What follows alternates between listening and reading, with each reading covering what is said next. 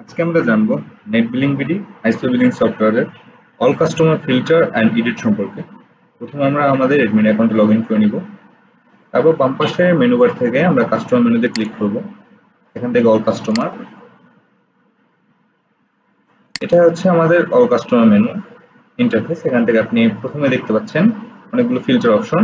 এখানে প্রথমে দেখতে পাচ্ছি কানেকশন টাইপ।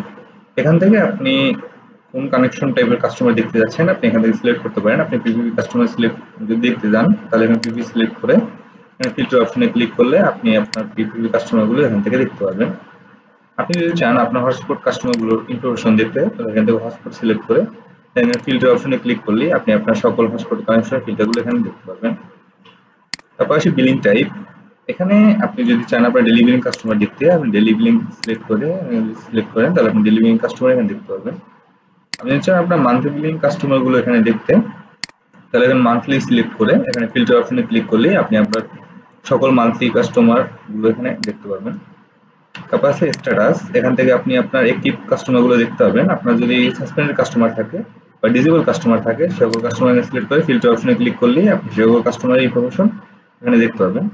তারপর আছে পেমেন্ট স্ট্যাটাস। এখান থেকে আপনার বিল্ড কাস্টমার গুলো দেখতে পারবেন বা পেইড কাস্টমার গুলো দেখতে চান তাহলে এখানে সিলেক্ট করে আপনি ফিল্টার অপশনে ক্লিক করলেই আপনি সকল কাস্টমার দেখতে পাবেন। তারপর আসি জোন। এখানে আপনি কোনো জোন ক্রিয়েট করে সে সকল বা জোনের আন্ডারে কোন সকল কাস্টমার আছে সকল কাস্টমার আপনি দেখতে পাবেন। আপনার যদি কোনো জোন সিলেক্ট করা থাকে আপনি সেই জোনের আন্ডারে মাল্টিপল কাস্টমার অ্যাড করতে পারবেন এবং সে সকল কাস্টমার আপনি জোন ওয়াইজ দেখতে পাবেন যে একটি জোনের আন্ডারে আপনার কতগুলো কাস্টমার রয়েছে। এখান থেকে জোনে ক্লিক করে সেই জোনটা সিলেক্ট করে এবং ফিল্টার অপশনে ক্লিক করলে আপনি সে সকল জোনের আন্ডারে কতজন কাস্টমার আছে আপনি সেটা দেখতে পাবেন। তারপর আছে প্যাকেজ। এখানে কোন প্যাকেজটা কতজন কাস্টমার ব্যবহার করছে আপনি এখান থেকে সিলেক্ট করে আপনি ফিল্টার অপশনে ক্লিক করলে সেটা আপনি এখানে দেখতে পাবেন। তারপর আছে বিলিং প্রোফাইল। আপনার ডেইলি বিলিং কাস্টমার যদি দেখতে চান তাহলে ডেইলি বিলিং এখানে সিলেক্ট করে ফিল্টার অপশন দিলে আপনার ডেইলি বিলিং কাস্টমার আপনি দেখতে পাবেন।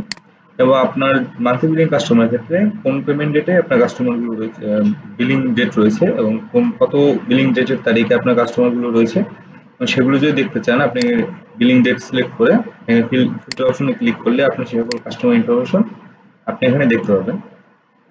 তারপর এখান থেকে আপনি চাইলে আপনার আইএসপি ওনারের কতগুলো কাস্টমার রয়েছে এবং বা আপনার রিসেলারের কতগুলো কাস্টমার রয়েছে আপনি সেটা এখানে সিলেক্ট করে ফিল্টার অপশনে ক্লিক করলেই আপনি সেগুলো এখানে দেখতে পাবেন।